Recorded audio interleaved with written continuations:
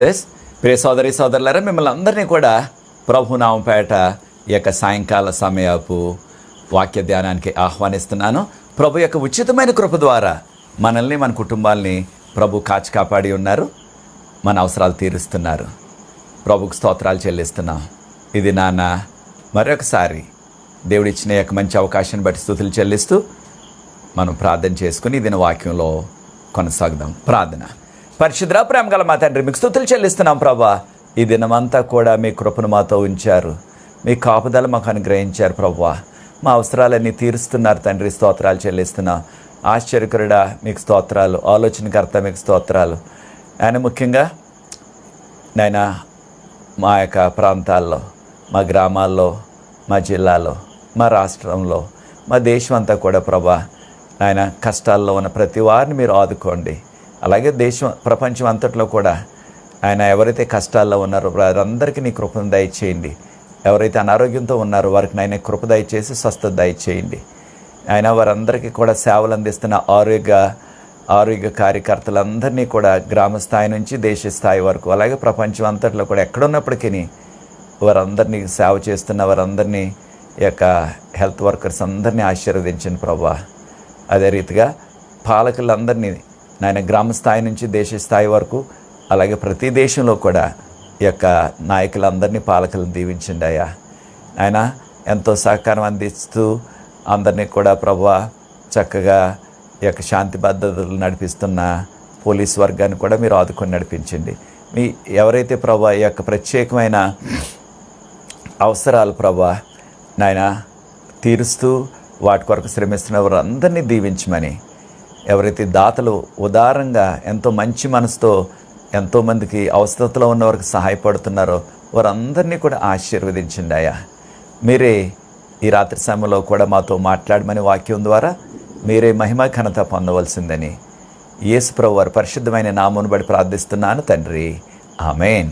ప్రియ సోదరి సోదరులారా, మనము ఇది నా 3వ సంఘాన్ని ప్రారంభిస్తున్నాం. 3వ సంఘం పేరు పర్గమము. అయితే పర్గమాస్ అంటున్నారు. అయితే పెర్గమములో ఉన్న సంఘానికి వ్రాయమని దేవుడు చెప్పారు మనకి.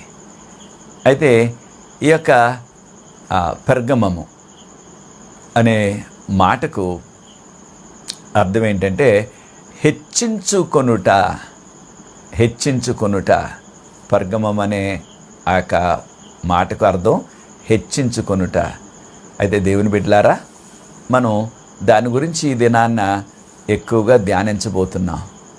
అదేమిటంటే మనము ఈ యొక్క పట్టణవాసులు, ఇది ఒక రాజధాని ఆ ప్రాంతం అంతటికీ కూడా.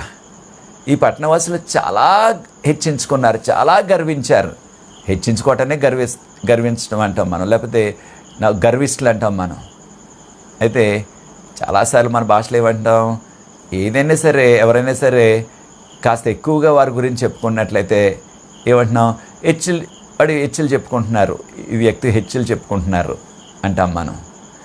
అయితే ఈ యొక్క పట్టణవాసులు చాలా ఆ విధంగా హెచ్చించుకున్నారు, లేదా హెచ్చులు చెప్పుకున్నారు, గర్వించారనమాట. దేనివల్ల గర్వించారు అంటే, ఈ యొక్క పట్టణవాసులు గర్వించడానికి కారణం ఏంటంటే, ఈ పట్టణం చాలా ధనికమైన పట్టణం. ఆ రోజుల్లో మంచి డబ్బున్న పట్టణం, ఎక్కువ వ్యాపారులు ఉండేవారు. ఈ పట్టణవాసులందరూ కూడా ఉన్నవారు, అంటే ధనికులు. నిరుపేదలు తక్కువ అక్కడ, కనుక చాలా గర్వించారు. అన్ని పట్టణాల కంటే మా పట్టణంలో ఎక్కువ ధనికులు ఉన్నారని. ఇంకోటి ఏంటంటే, వారు గర్వించడానికి మూల కారణం, ఈ యొక్క పట్టణంలో ప్రభు అన్నారు, నీవెక్కడ ఉంటున్నావో నాకు తెలుసు, నీ ఉంటున్న స్థలంలో సాతాను సింహాసనం ఉంది అన్నారు. చూడండి, ప్రకటన గ్రంథం 2:12 నీ ఉంటున్న ఆ యొక్క పట్టణం నాకు తెలుసు, ఆ పట్టణంలో సాతాను సింహాసనం ఉంది. అయితే ఒక విషయాన్ని మనం గుర్తించవలసింది ఏంటంటే, దేవుడు మనం ఎక్కడ ఉంటున్నామో తెలుసు ఆయనకి, మనం ఏం చేస్తున్నామో తెలుసు. ఇది 13వ వచనం, 2:13 మనం ఏ ఇంట్లో ఉంటున్నామో, ఏ గ్రామంలో ఉంటున్నామో, ఏ పట్టణంలో ఉంటున్నామో, ఏ అపార్ట్మెంట్లో ఉంటున్నామో దేవునికి తెలుసు. కారణం ఏంటి? మనం చేసే ప్రతి క్రియ, చిన్నదే కానీ పెద్దదే కానీ, రహస్యంగా చేసినా బహిరంగంగా చేసినా, మన క్రియలన్నీ కూడా దేవునికి తెలుసు. కనుక ప్రభు ఏమంటున్నారు? నీ క్రియలు నేను ఎరుగుదును. కనుక దేవుడి సమస్త క్రియలు తెలుసు కనుక మనం ఎక్కడున్నామో కూడా ఆయనకి తెలుసు. అయితే ప్రభు ఏమన్నారు? నీ ఉండే స్థలం సాతాను సింహాసనం. నీ ఉండే స్థలం సాతాను సింహాసనం. సాతాను సింహాసనం ఏంటి అనే ప్రశ్న మనకు వెంటనే వస్తుంది. సాతాను సింహాసనం అంటే ఈ పట్టణంలో జియాస్ అనే ఒక దేవుడిని పూజించేవారు. జియాస్ దేవాలయం చాలా ప్రసిద్ధి చెందింది. పాలరాయితో కట్టారు. ఇక ఎంతోమంది తండోపతండాలుగా వచ్చి అక్కడ ఆరాధనలు చేసుకునేవారు ఆ యొక్క జియాస్ దేవతని. దానితో పాటు ఈ పట్టణవాసులు ఎక్కువగా పాములను పూజించేవారు, సర్పాలను పూజించేవారు. అయితే చాలా చోట్ల మనం చూసేది ఏంటంటే ఎక్కువగా ప్రపంచం అంతలో కూడా పాములు పూజించేవాడు అక్కడక్కడ మనకి ఉంటున్నారు. అయితే ఆ యొక్క పామును లేకపోతే ఆ సర్పాన్ని ఓ చెక్కతోటో రాయితోటో లేకపోతే ఏదో ఒక లోహంతోటో చేస్తారు, వెండితోటో బంగారంతోటో. అయితే ఈ పట్టణంలో పర్గమం పట్టణంలో బ్రతుకున్న పాములే పూజించేవారంట. అంటే అక్కడ ఆలయాల్లో బ్రతుకున్న ఆ యొక్క పాముల్ని పెట్టేసేవారు అనమాట. ఆ బ్రతుకున్న పాములు పూజించడం వలన ఈ యొక్క పట్టణ ప్రజలు ఎంతో గర్వించి ఇక ఏ పట్టణంలో కూడా బ్రతుకున్న పాముల్ని ఈ విధంగా పూజించే అవకాశం లేదు, మా పట్టణంలో బ్రతుకున్న పాములు పూజిస్తున్నాం అనేసి గర్వించారు వాళ్ళు. ఒకటి, ఇంత గొప్ప దేవాలయం ఉంది, పాలరాయితో కట్టిందని. రెండోది, బ్రతుకున్న పాములు పూజిస్తున్నామని దాన్ని కూడా గర్వించారు. అయితే ఒక విషయాన్ని మనం గుర్తించాలి. ఈ లోకవస్తులు ఏం చేస్తున్నాం? ఎక్కడికి వెళ్ళినప్పటికీ ప్రతి దేశంలో మనకు కనిపిస్తున్నారు. సృష్టికర్తను మానేసి సృష్టిని పూజిస్తున్నారు చాలామంది. ప్రియ దేవుని బిడ్డలారా, కొన్ని రకాల పక్షులను పూజించే వాళ్ళు ఉంటున్నారు, కొన్ని రకాల జంతువులు పూజించేవారు ఉంటున్నారు, కొన్ని రకాల చెట్లు పూజించేవారు ఉంటున్నారు, ఆ యొక్క నదులను పూజించేవాళ్ళు, సముద్రాలను పూజించేవారు, కొన్ని పర్వతాలను పూజించేవారు. ఈ విధంగా రకరకాలుగా సృష్టిని పూజిస్తున్నారు. ఆ సృష్టిని చేసిన సృష్టికర్తని మానేసి. అయితే 4వ వాక్యం మనకేముంది? నేను అన్నీ కూడా 6 దినాల్లో చేశాను, 7వ దినాన్ని విశ్రమించాను కనుక మీరు నన్ను పూజించండి అని ప్రభు చెప్పారు 4వ ఆజ్ఞలో. అది నిర్గమకాండం 20వ అధ్యాయం 8 నుంచి 11 వరకు ఉన్న వాక్య భాగం. అలాగే ప్రకటన గ్రంథం 14వ అధ్యాయం 7వ వచనం. ప్రకటన 14:7లో ఏమన్నారు ప్రభు? నేను మీ యొక్క ఆ యొక్క సృష్టికర్తని పూజించు. ఎవరైతే ఆకాశమును భూమిని సముద్రమును దానిలో ఉన్న జలధారలు అంటే మంచినీరు అనమాట. ఆకాశాన్ని ఎవరు సృష్టించారు? భూమిని ఎవరు సృష్టించారు? ఇక సముద్రాన్ని, తర్వాత జలధారలు అన్నిటిని ఎవరు సృష్టించారో ఆయన్నే పూజించండి. ఎవరు చేశారు ఇవన్నీ కూడా? ఆదికాండంలో ఆదియందు దేవుడు భూమి ఆకాశాన్ని సృజించాను ఉంది, ఆదికాండం 1:1లో. అలాగే హెబ్రీయులకు రాసిన పత్రిక 1వ అధ్యాయం 2వ వచనం ఆ యొక్క చివరి భాగంలో మనకేముందంటే ఇవన్నీ కూడా సృష్టించింది యేసు ప్రభువారు. తన కుమారుడు ద్వారా సమస్తాను ఆయన సృష్టించాడు, ప్రపంచములను సృష్టించారని ఉంది. కనుక సృష్టిని మానేసి, అనగా దేవుని సృష్టికర్తని మానేసి ఆ యొక్క ఈ లోకంలో ఉన్న ఈ యొక్క జంతువులను లేకపోతే పక్షులను, చెట్టులను, ఆ యొక్క కొండలను, గుట్టలను పూజించేవారు ఇంకా ఉంటున్నారు. ప్రియ దేవుని బిడ్డలారా, మనం ఆ యొక్క సృష్టికర్తని పూజించాలా. ఇది దేవుడు కోరుకునేది. కనుక ఇక్కడ ప్రజలు గర్వించింది ఏంటంటే పాములను పూజించడం, ఆ సర్పాలను పూజించడం, అది చాలా గొప్పతనం అనుకున్నారు వాళ్ళు. అదే రీతిగా ఈ పట్టణంలో మరొకటి ఏంటంటే మంచి పేరు పొందిన మెడికల్ కాలేజీ ఉండేది, దానికి అనుబంధంగా ఒక ఆసుపత్రి ఉండేది. అక్కడ కూడా ఎంతో పేరు ప్రఖ్యాతిగాంచిన ఆ రోజుల్లో వైద్యులు ఉండేవారు అనమాట. వైద్య కళాశాల ఉండేది, దాంతోపాటు పెద్ద పేరొందిన ఆ యొక్క ఆసుపత్రి ఉండేది. కనుక వారెంతో గర్వించారు. తర్వాత వీరు చేసింది ఏమిటంటే ఆ యొక్క పట్టణంలో ఏంటంటే ఎక్కువ వ్యాపారం జరిగేది. ఈ వ్యాపారాన్ని బట్టి కూడా మా పట్టణంలో ఎక్కువ వ్యాపారం జరుగుతుంది అని గర్వించారు. తర్వాత ఈ పట్టణంలో ఇంకోటి ఏంటంటే వీళ్ళు గర్వించింది తనకు అంటే ఒక బిల్డింగు చుట్టూ దానికి అదే తిరిగేదంటే చుట్టూని. ఈ రోజుల్లో అలాంటి టెక్నాలజీ ఉంది, ఈ రోజుల్లో అటువంటి సాంకేతిక నైపుణ్యత ఉంది. ఈ రోజుల్లో మొదటి శతాబ్దంలోనే, అంటే 2000 సంవత్సరాల కిందట ఓ బిల్డింగు దానికి చుట్టూ అదే తిరిగేదంట నెమ్మదిగానమాట. ఉదాహరణకు ఉదయాన్నే తూర్పుకు ఉందనుకోండి, ఆ యొక్క మెయిన్ యొక్క ప్రధాన ద్వారం, సింహద్వారం అంటారు కదా మన ఊరిలో, అలాగా అది తూర్పుకు ఉందనుకోండి, ఆ యొక్క మెయిన్ ఎంట్రన్సు, ఆ యొక్క చక్కని మెట్లు అవన్నీ కూడా కాసేపటికి నెమ్మదిగా కదులుతూ, అంటే దానికదే చుట్టూ తిరగటం వలన ఆ మెట్లు తర్వాత ఆ యొక్క ప్రధాన ద్వారం అది నెమ్మదిగా తూర్పు నుంచి అలాగే దక్షిణానికి వెళ్ళిపోయేది అనమాట. మళ్ళీ కాసేపు మధ్యాహ్నానికి ఆ యొక్క ప్రధాన ద్వారం ఉదయమేమో తూర్పునుంటే ఇది పడమటికి వచ్చేసింది. ఇప్పుడు ఇది పడమటికి వచ్చేసింది ఏకంగా. చూసారా ఎలాగైపోయిందో? అలాగే దాని చుట్టూ అదే తిరిగేదండి. దానిని చూడటానికి తండోపతండాలుగా, మరి ఎక్కడా లేదు అలాంటిది, అలాంటి బిల్డింగ్ ఇంకెక్కడా లేదు, ఏ పట్టణంలో లేదు ఆ రోజుల్లో. ఇది ఆ యొక్క ఇంజనీర్ల యొక్క గొప్ప సృష్టి అనమాట, లేకపోతే ఇంజనీర్లు చేసిన ఒక గొప్ప అద్భుతం అనమాట ఆ రోజుల్లో. అటువంటి సాంకేతిక నైపుణ్యం ఉంది. ఈ రోజుల్లో అయితే మనకి ఇలాంటివి అందుబాటులోకి వచ్చాయి కనుక దాన్ని చూసి చాలా గర్వించారు. ఏ పట్టణంలో లేదు, మా పట్టణంలోనే ఉంది ఇలాగా అని గర్వించారు ఆ పట్టణవాసులు. ఏ పట్టణము? పర్గమం పట్టణం. మరొకటి ఏంటంటే మనకి చరిత్ర చెప్పేది, వీరు గర్వించింది ఈ యొక్క పట్టణంలోనే ఆ రోజుల్లో ప్రపంచం అంతట్లో కూడా ప్రఖ్యాతిగాంచిన ఆ యొక్క గ్రంథాలయం, లైబ్రరీ అంటున్నాం కదా ఇంగ్లీష్లో, ప్రపంచం అంతట్లో ప్రఖ్యాతిగాంచింది ఏకంగానే. ఇంకా అంత పెద్ద గ్రంథాలయం ఇంకెక్కడా లేదు ప్రపంచంలో. 2 లక్షల పుస్తకాలు ఉండి అంటే ఆ రోజుల్లోనే. పుస్తకాలు అంటే ఆ రోజుల్లో కాగితాలు లేవు, అవి ఈ యొక్క పపైరస్ అని, తర్వాత చర్మాల మీద, అంటే జంతు చర్మాల మీద రాసేవారు అనమాట.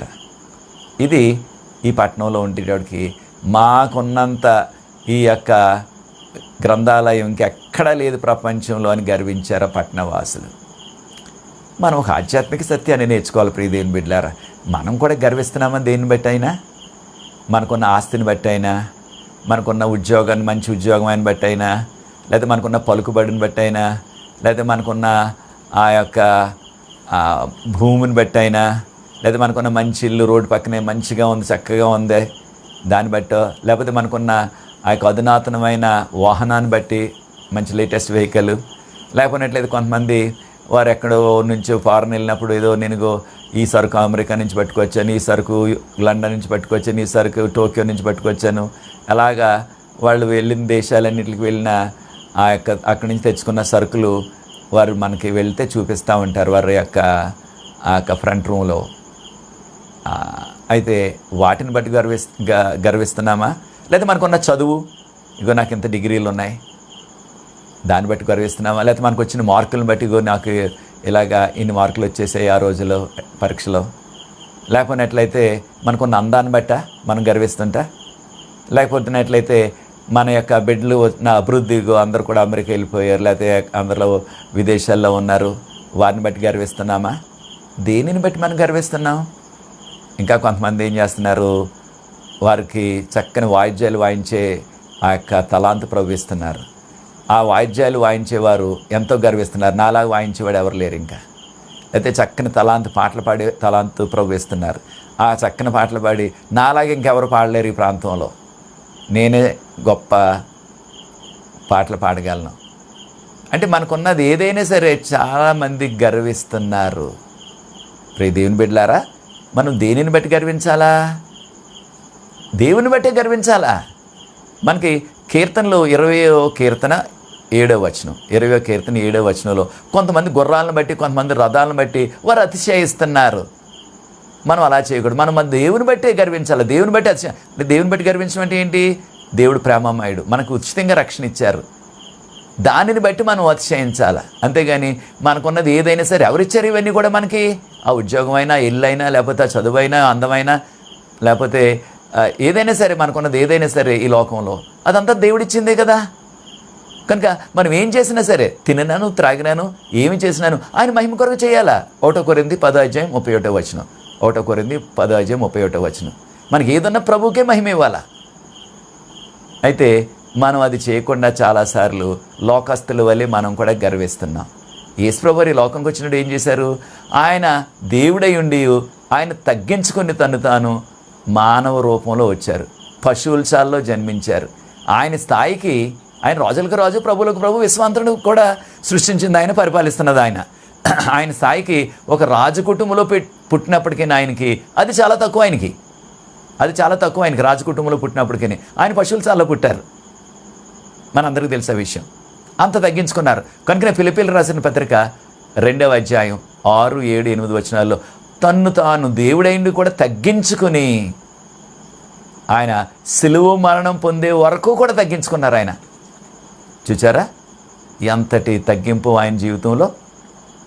కనుక ప్రియ దేవుని బిడ్డలారా, మనం తగ్గింపు జీవితం మనకు కావాలి. తగ్గింపు జీవితం మనకి కావాలి. ఈ లోకంలో హెచ్చించుకోకూడదు మనం. కారణం ఏంటంటే హెచ్చించుకుని వారు తగ్గించబడతారు. అయితే మనందరికీ తెలుసు, ఆ యొక్క లూసిఫర్ పరలోకంలో ఉండేవాడు, ప్రధాన దౌత. దేనివల్ల పడిపోయాడు? గర్వం వలన. గర్వం భయంకరమైన పాపం సుమా. అన్నిటికంటే భయంకరమైన పాపం గర్వం. ఆ గర్వం మనలో ఉండకూడదు. దేనిని బట్టి కూడా గర్వించకూడదు. మనం ఏదున్నా సరే ప్రభుకే మనం మహిమ చెల్లించాలి. అయితే ప్రభు మనకు చెప్తున్నది ఏంటంటే, ఆ యొక్క యెషయా గ్రంథం 14వ అధ్యాయం 12 నుంచి 15 వరకున్న వాక్య భాగం చూసినట్లయితే, ఓ తేజో నక్షత్రమా, ఓ వేకువ చొక్క. నిజంగా తేజో నక్షత్రం, వేకు చొక్క అన్నది లూసిఫర్ అనే పేరుకు అర్థం అన్నమాట. లూసిఫర్ అనే పేరుకు అర్థం తేజో నక్షత్రం లేకపోతే వేకువ చొక్క. ఈ రెండిట్లో ఏదైనా ఒకటే. తేజో నక్షత్రం అయినా వేకువ చొక్క అయినా ఒకటే. కానీ అది అసలు పేరు లూసిఫర్. అందుకనే మన యొక్క తెలుగులో యొక్క లూసిఫర్ అనే మాట కనిపించట్లేదు. మనం చాలా ఇంగ్లీషు తర్జుమాల్లో చూస్తున్నట్లయితే ఈ యొక్క లూసిఫర్ అని చెప్పారు. అయితే దేనివల్ల తర్వాత నేను మహోన్నతుడితో సమానంగా ఉండాలా. లూసిఫర్ అనుకున్నది ఏంటి మనసులో? లూసిఫర్ అనుకున్నది ఏంటంటే, నేను దేవునితో సమానంగా ఉండాలా. దేవునితో సమానంగా ఉండాలి. అయితే ఒక విషయాన్ని కూడా మనం గుర్తించాలా. మన యొక్క భాషలో మనం చెప్పేటప్పుడు సాతాను వచ్చింది, సాతాను చేసింది అంటాం మనం. అయితే బైబిల్ గ్రంథంలో దేవదూతల గురించి లేకపోతే పడిపోయిన దేవదూతల గురించి ఎప్పుడు సంబోధించినా అతడు అని సంబోధించారు. హీ అని సంబోధించారు ఇంగ్లీష్లో. అతడు, ఆమె కాదు. కనుక మనం సాతాను శోధించాడు అనాల, శోధించింది కాదు. కారణం ఏంటంటే అది వాక్యం అంతట్లో కూడా దేవదూతల్ని అతడు అని సంబోధించారు. హీ అన్నారు ఇంగ్లీష్లో. దీన్ని మనం మర్చిపోకూడదు. అయితే ఈ యొక్క లూసిఫరు ఏమనుకున్నాడు? నేను ఈ యొక్క ఆకాశ నక్షత్రాల కంటే పైన నా సింహాసనాన్ని పెట్టుకుంటాను. ఆకాశ నక్షత్రాలు అంటే ఎవరు? దేవదూతలు. దేవదూతల కంటే నేను పైగా ఉండాలా. మరి వాడు కూడా ఒక దేవదూతే కదా. దేవదూతలు ఒక దేవదూత లూసిఫర్కి దేవుడు అవకాశం ఇచ్చారు. అయితే వాడేమనుకుంటున్నాడు? నేను దేవదూతల కంటే ఇంకా పైగా ఉండాలా. దేవదూతల కంటే పైగా ఉండేవారు ఎవరు? దేవుడు మాత్రమే. దేవుడు మాత్రం ఆయన సృష్టికర్త. ఆయనతో సమానం. యొక్క యెషయా గ్రంథం 14వ అధ్యాయం 15వ వచనంలో, నేను మహోన్నతుడు దేవునితో సమానంగా ఉండును. I'll be like the most high god. అంటే నేను దేవుడైపోవాలా అని గర్వించాడు. ఏమైపోయాడు? భూమి మీదకి నెట్టబడ్డాడు. సాతాను అయిపోయాడు, పడిపోయాడు. ఇక రెండో రాకడ తర్వాత, ఆ యొక్క 1000 ఏళ్ల తర్వాత సమూలంగా అగ్నిలో నాశనం అయిపోతాడు. అయితే ఇక్కడ ఉన్న ఒక వాస్తవాన్ని మనం గుర్తించాలి. మనకి సామెతలు 16వ అధ్యాయం 18వ వచనం, సామెతలు 16వ అధ్యాయం 18వ వచనంలో ఏమనుంది? పడిపోవుటకు ముందు గర్వము నడుచును. పడిపోవటానికి ముందు గర్వం వస్తుంది. ఎవరైనా సరే పతనానికి ముందు గర్వం వస్తుంది. ఎప్పుడైతే గర్వం వస్తుందో ఆ వ్యక్తి ఆధ్యాత్మికంగా పడిపోతాడు, శారీరకంగా కూడా పడిపోతాడు. అంటే పతనం వచ్చేస్తుంది అనమాట. ఎప్పుడైతే గర్విస్తాడో నాలాంటి వాడు లేడు, నేను ఇంతవాడిని అంతవాడిని అని ఎవరైతే గర్విస్తున్నారో వారికి పతనం వచ్చేస్తుంది తప్పకుండా. కనుక దేనిని బట్టి కూడా మనం ఈ లోకంలో గర్వించవద్దు. దేవునికే స్తుతులు చెల్లిందాం, దేవునికే మహిమ చెల్లిందాం, దేవునికి ఆ యొక్క ఘనత ఇద్దాం. మనకి ఏది ఉన్నా సరే ఈ లోకంలో గర్వించకూడదు. గర్వించి పతనానికి వారసుడైపోయాడు లూసిఫర్. గర్వించడం వల్ల పతనం వచ్చేసింది. మనకు కూడా అటువంటి స్థితి రాకూడదని ప్రభు మనల్ని హెచ్చరిస్తున్నారు. కనుక ఈ పట్టణవాసులు, ఏ పట్టణం? పర్గమం పట్టణం. వారు గర్వించారు. తర్వాత కాలంలో ఏమైపోయింది? పట్టణం నాశనం అయిపోయింది. కనుక మనలో కూడా కడవరి కాలంలో జీవిస్తున్నాం, ప్రభు వస్తున్నారు. అటువంటి గర్వపు చేష్టలు ఉన్నట్లయితే, చాలామంది ఏదైనా ఒక పదవి వచ్చినట్లయితే ఇక ఆ పదవి ఉన్న 4 రోజులు, ఎంతకాలం ఆ పదవి? ఆ పదవి ఉన్న 4 రోజులు ఇంకెవరు కూడా వారిని పట్టుకోలేరు. అంటే మన భాషలో అంటారు పట్టుకోవటానికి పగ్గాలు లేవంటారు. అంటే ఆ రీతిగా గర్విస్తున్నారన్నమాట పదవిని బట్టి. అయితే ఈ పదవి శాశ్వతమా? కాదు. ఈ పదవి మన పరలోకం తీసుకెళ్తుందా? ఏ పదవైనా సరే, ఎంత పదవైనా సరే పరలోకం తీసుకెళ్దు. మరి అలాంటప్పుడు ఆ పదవిని పట్టుకొని ఎందుకు గర్వించి మనం ఏం పోగొట్టుకుంటున్నాం? నిత్యరాజ్యాన్ని పోగొట్టేసుకుంటున్నాం. ఆ యొక్క పదవి కాలం 5 సంవత్సరాలు, ఇంకా కాస్త ఎక్కువ కుట్రలు రాజకీయాలు చేస్తే ఇంకొక 5 సంవత్సరాలు 10 సంవత్సరాలు చేస్తాడేమో. ఒకవేళ తర్వాత పదవుల నుంచి తప్పుకోవాలా? అది శాశ్వతం కాదు. అయితే శాశ్వతమైనది నిత్యరాజ్యం. ఆ నిత్యరాజ్యాన్ని కోల్పోకూడదు మనం. దేనివలన? గర్వించినట్లయితే గర్విష్ఠులు దేవుని రాజ్యానికి వారసులు కాలేం మనం. గర్వించిన లూసిఫర్ని అక్కడి నుంచి పడగొట్టేశారు దేవుడు. అంటే అక్కడి నుంచి నెట్టేశారు. కనుక ప్రియ దేవుని బిడ్డలారా, ఈ రాత్రి సమయంలో మనం ఈ యొక్క సత్యాన్ని మనం నేర్చుకోవాలా. గర్వించవద్దు. ఈ పట్టణవాసులు గర్వించారు. వారికి ఉన్న ఆ సదుపాయాలను బట్టి, ఆ హంగులను బట్టి. మనకున్న దేనిని బట్టి మనం గర్వించకూడదు. అయితే ఈ యొక్క సంఘానికి ఇచ్చిన వర్తమానం ఇచ్చింది ఎవరు? ఆయన నోట్లో 2 అంచులు గల వాడియగు ఖడ్గం ఆయన దగ్గర ఉంది అన్నారు. ఆయన ఎవరైతే 2 అంచులు గల పదునైన లేదా వాడి అయిన ఖడ్గం ఉంది ఆయన దగ్గర. ఎవరి దగ్గర ఉంది ఖడ్గం అంటే, ప్రకటన గ్రంథం 1వ అధ్యాయం ఒకసారి చదివి చూడండి మరలా. ఆయన నోట్లో నుంచి వస్తుంది పదునైన 2 అంచులు వాడిగల ఖడ్గంలాగా ఉంది. ఏంటది? ఆయన మాట. ఎబ్రాయిలుకు రాసిన పత్రిక 4వ అధ్యాయం 12వ వచనం. ఎబ్రాయిలుకు రాసిన పత్రిక 4వ అధ్యాయం 12వ వచనంలో దేవుని యొక్క వాక్యము అది వాడి అయిన 2 అంచులు గల ఖడ్గం కంటే కూడా పదునైంది. అది శరీరంలోకి చొచ్చుకుపోయి ఎముకల్లోకి వెళ్ళిపోయి మూలుగులో కూడా వెళ్ళిపోతుంది ఏకంగా. అంటే దేవుని వాక్యం ఆ యొక్క 2 అంచులు గల వాడి అయిన ఖడ్గానికంటే, కత్తి కంటే కూడా పదునైంది అనమాట దేవుని వాక్యం. కనుక ఇక్కడ ఈ వర్తమానం ఇచ్చింది దేవుడు. యేసుప్రభువారు ఇచ్చారు ఈ వర్తమానాన్ని. అయితే మనం ఇందా చెప్పుకున్నట్లుగా మనం ఎక్కడ ఉంటున్నామో, ఏ ఊరిలో ఉంటున్నామో అని అనుకుంటున్నాం. ఎంతమంది ఉన్నారు, ఇన్ని ఇళ్ళు ఉన్నాయి ఈ నగరంలో, నేను ఎలా తెలుస్తుంది ప్రభు ప్రత్యేకంగా? మనం ఎక్కడ ఏది చిన్న కార్యం చేసినప్పటికీ, రహస్యంగా చేసినప్పటికీ ఆయనకి తెలుసు. ఆయన చూస్తున్నారు. దేవదూతలు దాన్ని రికార్డింగ్ చేస్తున్నారు.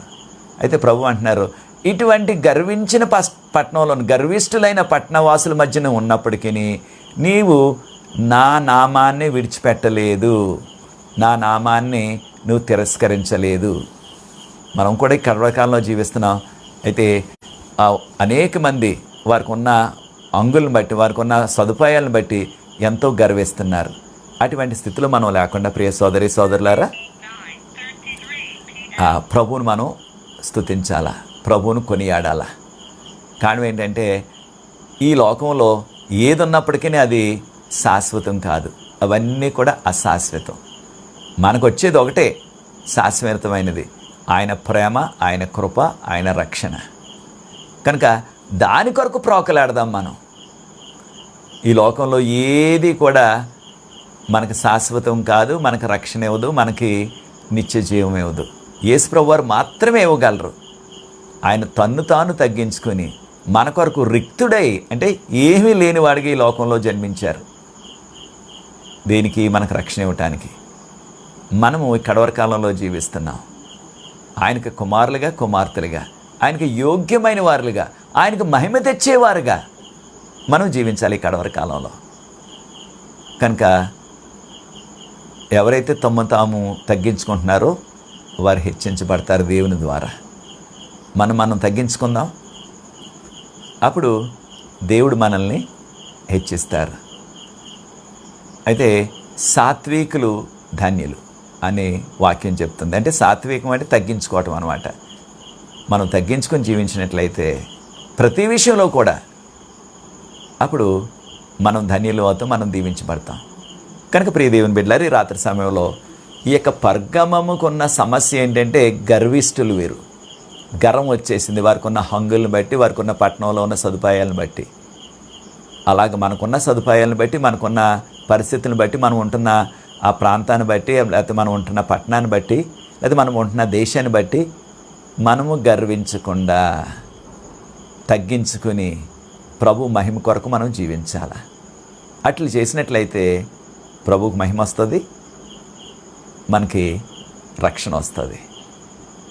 కనుక ఆ విధంగా చేయటానికి మనందరికీ కూడా ఈ రాత్రి సమయంలో ప్రభు ప్రత్యేకమైన కృపను అనుగ్రహించి గర్వించకుండా ఏ విషయంలో కూడా తగ్గించుకుంటూ మనల్ని మనం ప్రభు కుమారులుగా, కుమార్తెలుగా మనం విశ్వాసంలో జీవించాలి.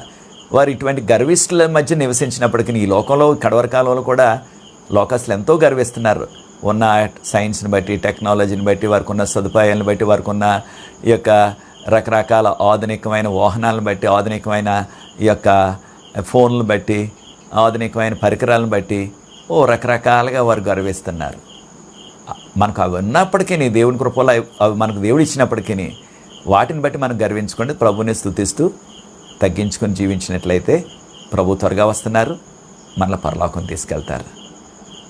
ఆ విధంగా మనం కూడా జీవించాలా. నేను కూడా తగ్గించుకొని జీవిస్తాను, నేను కూడా ఆ యొక్క గర్వాన్ని విడిచిపెట్టేస్తాను. ఏ విషయంలో గర్విస్తున్నావో నీకు తెలియను ప్రియ సోదరి సోదరుడా. ఆ గర్వాన్ని నీవు విడిచిపెట్టేసి ప్రభువు సమర్పించుకొని తగ్గించుకొని, ప్రభు కడవరి కాలంలో జీవిస్తున్నాను, నేను నా కుటుంబం రక్షించబడాలా, నాకు కావాల్సింది నిత్యరాజ్యం, ఈ యొక్క లోకంలో ఉన్న సమస్తం కూడా అల్పకాలం పాపభోగాలు ఇవన్నీ కూడా ఇవి కొంతకాలమే ఉంటే నాకు కావాల్సిన నిత్యరాజ్యం అని నీవు ప్రభు సన్నిధిలో వేడుకున్నట్లయితే ప్రభు నీకు తప్పకుండా సహాయం చేస్తారు ప్రియ సోదరి సోదరి. పర్గమం అంటే హెచ్చించుకొనుట అన్నది రాత్రి నేర్చుకున్నాం. ఆ యొక్క హెచ్చించుకుంటూ అంటే గర్వించడం గురించి మనం నేర్చుకున్నాం. అయితే ప్రభు వారు ఏమన్నారంటే ఈ యొక్క 2వ అధ్యాయం 13వ వచనం, దయచేసి ప్రకటన గ్రంథం తెరవండి. 2వ అధ్యాయం 13వ వచనంలో మనం చూసినట్లయితే ప్రభు వారు అంటున్నారు, నీవు నా యొక్క నామాన్ని తిరస్కరించలేదు, నా నామాన్ని నమ్ముకున్నావు. అయితే ఈ యొక్క సంఘంలో ఒక విశ్వాసి ఉన్నాడు. ఆ యొక్క విశ్వాసి ప్రభు అన్నారు, నీలో అన్నీ బాగానే ఉన్నాయి, కానీ ఒక్కటే కాస్త నీకు లోటు ఉన్నది. ఈ సంఘంలో వీరింత విశ్వాసంగా జీవించారు. అయితే ఈ యొక్క సంఘంలో లేకపోతే ఈ యొక్క పట్టణంలో యాంటియోక్ అంటున్నాం, సరే యాంటిపాస్,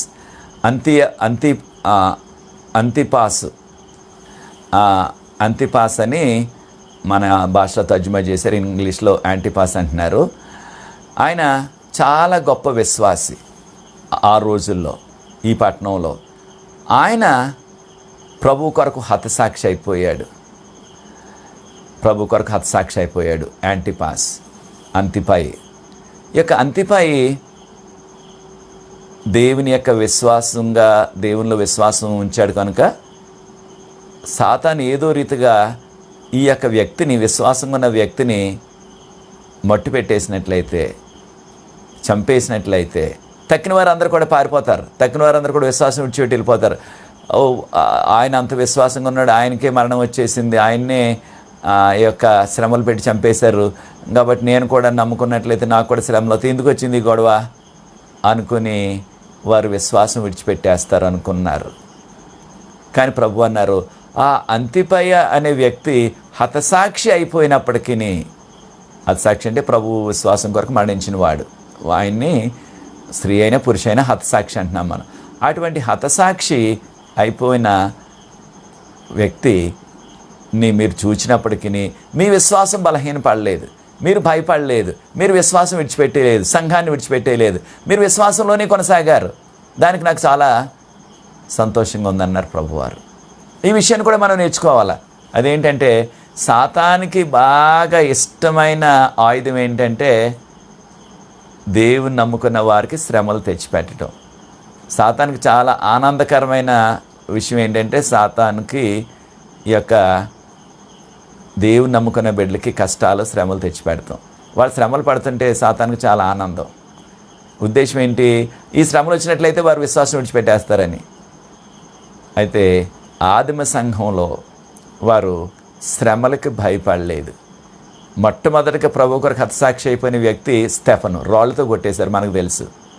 తర్వాత యేసు ప్రభు శిష్యుడైన ఆ యొక్క యాకోబు గారు, ప్రకటన గ్రంథం రాసిన యోహాను గారి సహోదరుడు, ఆ యాకోబు గారిని ఆయన్ని కూడా చంపేశారు యెరూషలేములో. హతసాక్షి అయిపోయాడని తల నరికేశారు ఆయన్ని. అయితే తర్వాత ఆ యొక్క మనం నేర్చుకుంటున్నది ఏంటంటే కొంతమందిని ప్రభువు ఆయనకు హతసాక్షులుగా ఉండటానికి, సాక్షులుగా ఉండటానికి వారిని మరణించడానికి దేవుడు అనుమతించారు.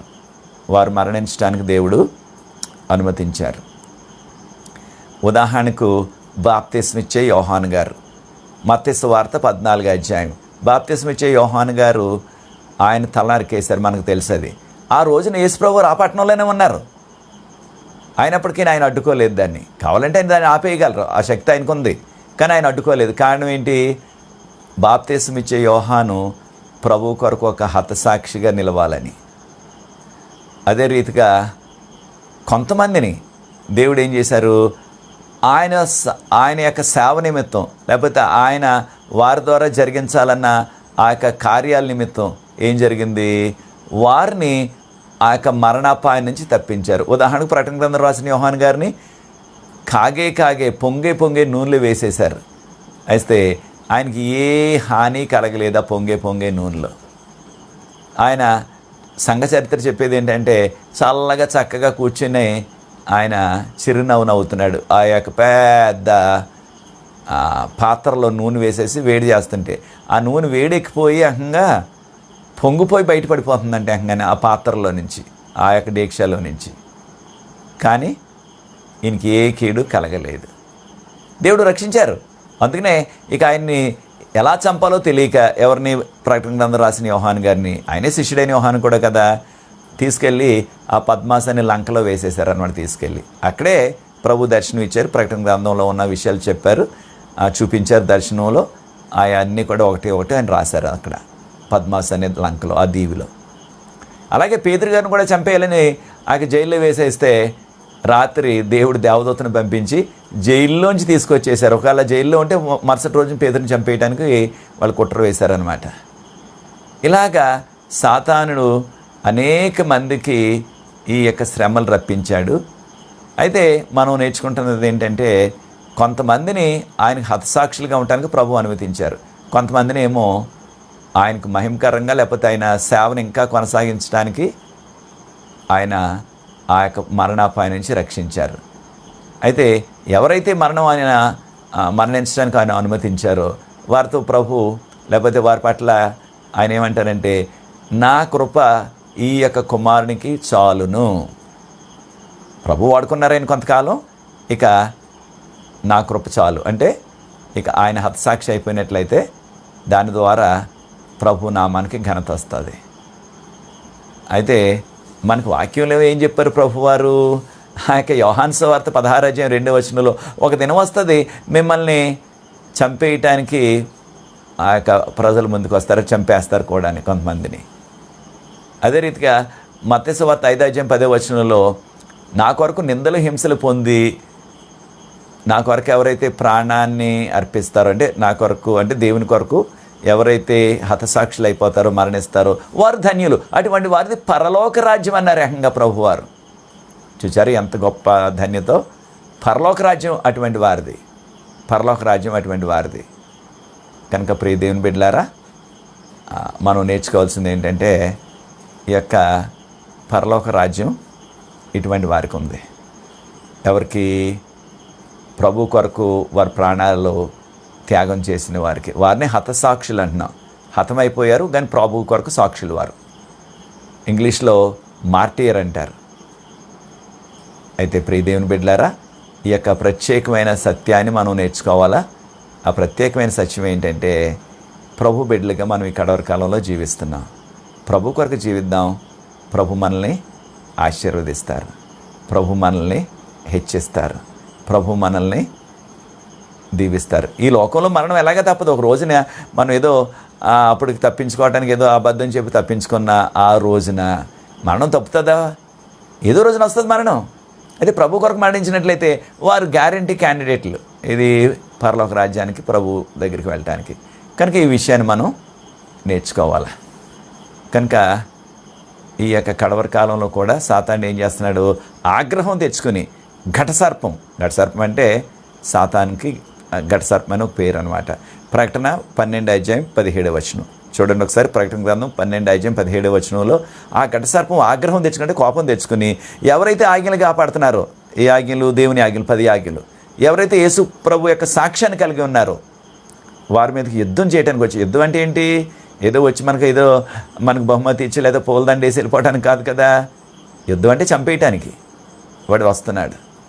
అయితే కొంతమందిని ప్రభు ఆయన అద్భుతంతో మరణాపాయ నుంచి కూడా తప్పించి వాళ్ళని సేవ కొరకు వాడుకుంటున్నారు. కొంతమందిని ఆయన అనుమతిస్తున్నారు ఆయనకి సాక్షులుగా చనిపోవటానికి.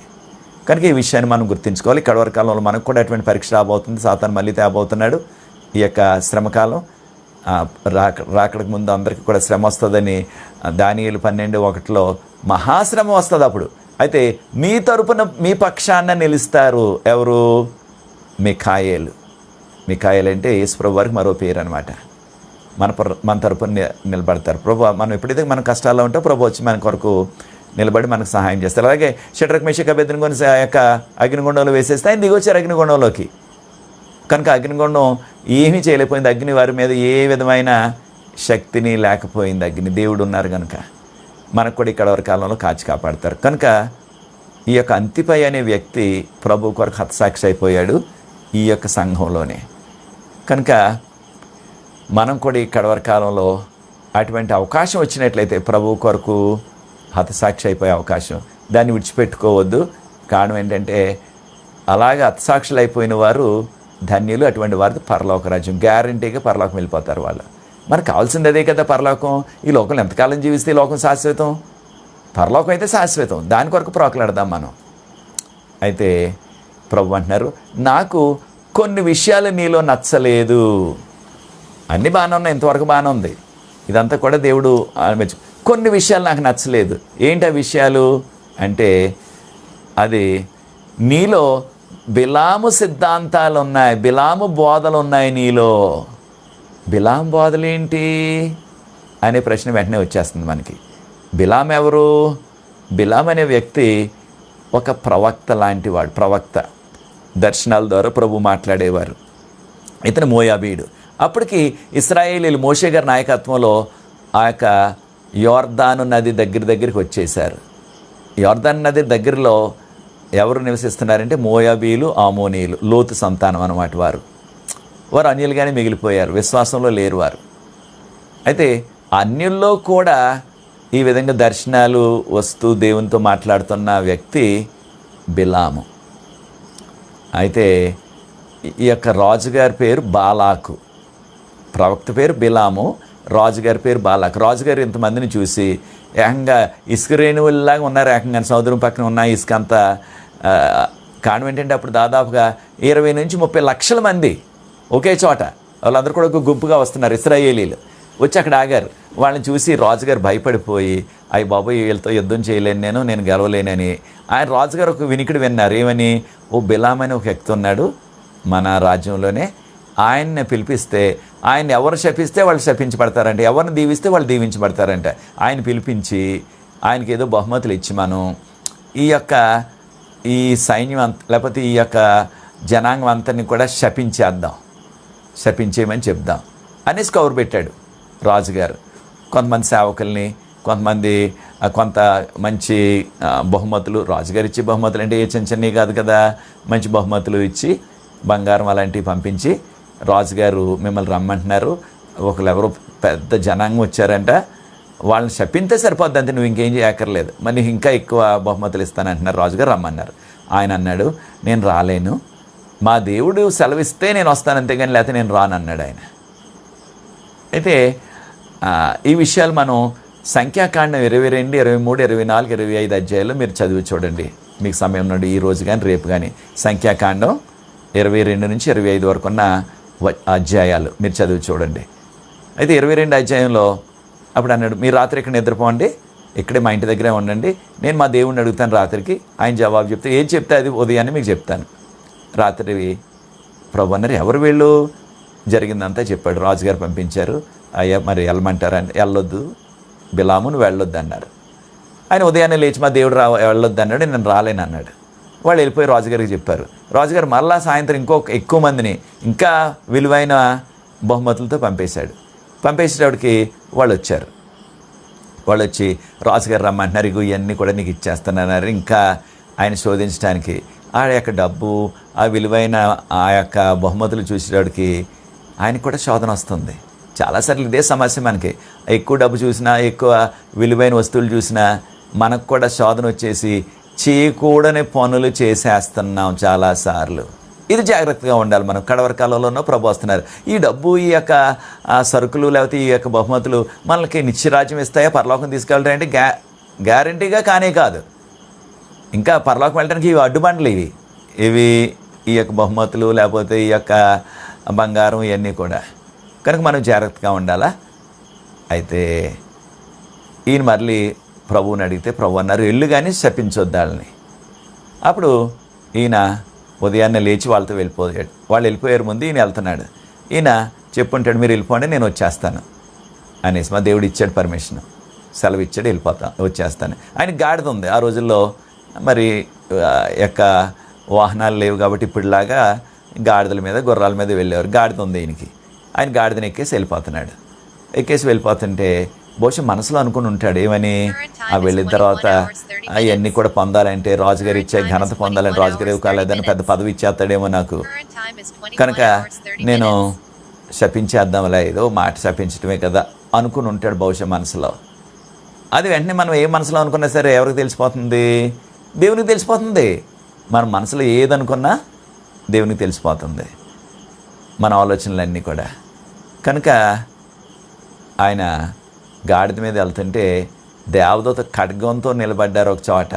ఆ రోడ్డు ఇరుగ్గా ఉంది, ఇంకా అటు ఇటు కుడికి ఎడమ తప్పించుకోవటానికి అవకాశం లేనంత ఇరుకు ప్రాంతంలో దేవదూత నిలబడి ఉన్నారు ఈయన్ని సంహరించడానికి. అప్పుడు దేవదూత నిలబడి ఉంటే గాడిద చూచింది. గాడి చూచి రోడ్డు వదిలేసి ఆ పక్కకి ఈ పక్కకి వెళ్తుంది. ఏంటి ఇలా పక్క అటు ఇటు వెళ్ళిపోతుందని దాన్ని కొట్టేస్తున్నాడు. ఆఖరికి ఇంకా దేవదూత ఒకవేళ ఆ దగ్గరికి ఇంకా నేరోగా ఉంది, చాలా ఇరుగ్గా ఉంది అది. అప్పుడు ఆ పక్క నుంచి, గోడ పక్క నుంచి ఇలా రాసుకుంటూ వెళ్ళిపోయింది. ఈయన కాలు కూడా ఆ గోడకి, ఆ చిన్న గోడ ఉంటే అక్కడ గోడకి రాసుకుపోయింది. అప్పుడు ఆయన ఆ యొక్క పడిపోయి లేచి ఆ యొక్క గాడిదని చితగొట్టేస్తున్నాడు ఆయన చేతిలో ఉన్న కర్రతోటి. అప్పుడు గాడిద మాట్లాడటం మొదలెట్టింది, ఎందుకు కొడుతున్నావు నన్ను ఇంత ఘోరంగా, ఇంత గట్టిగా?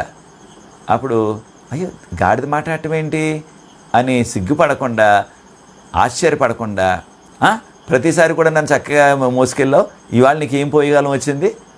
నన్ను ఇగో చూడు, నా కాళ్ళు ఇలాగా రోడ్డు వదిలేసి నువ్వు పక్కన వెళ్తున్నావు ఏంటి, అలా ఈ గోడ పక్క కిందకు వచ్చేసావు అని గాడిదతో మాట్లాడుతూ, సిగ్గుపడకుండా గాడిదతో మాట్లాడుతున్నాడు. అయ్యో గాడిద ఎలా మాట్లాడుతుంది, ఏంటి అద్భుతం అన్నది రియలైజ్ అవ్వకుండా, అన్నది గుర్తించకుండా ఇలా చేశాడు ఆయన.